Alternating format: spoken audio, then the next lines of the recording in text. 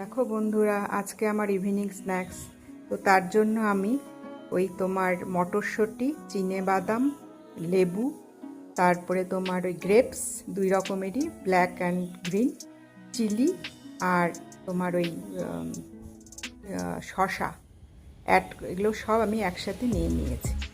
তো তারপরে কি করবো, এগুলোকে আমি একসাথে মিক্স করে এর মধ্যে 1 চামচ মধু, একটু সল্ট, তোমার ওই ব্ল্যাক সল্ট যেটা, আর হলো তোমার ওই খুব সামান্য অলিভ অয়েল অ্যাড করে নেব। দেখো কিভাবে বানাবো। সব মিক্স করে নিলাম,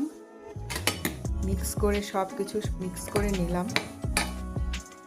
তো এর মধ্যে তোমরা যদি চাও অ্যাপেলও কিউব কিউব করে দিতে পারো, তারপরে ওয়াটারমেলনও দিতে পারো কিউব কিউব করে।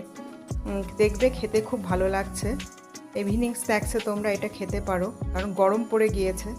আর ফ্রুটসগুলো যদি আগে ফ্রিজে রেখে দাও, এর মধ্যে ঠান্ডা ঠান্ডা করে যদি দিতে পারো, ভীষণ ভালো লাগবে খেতে।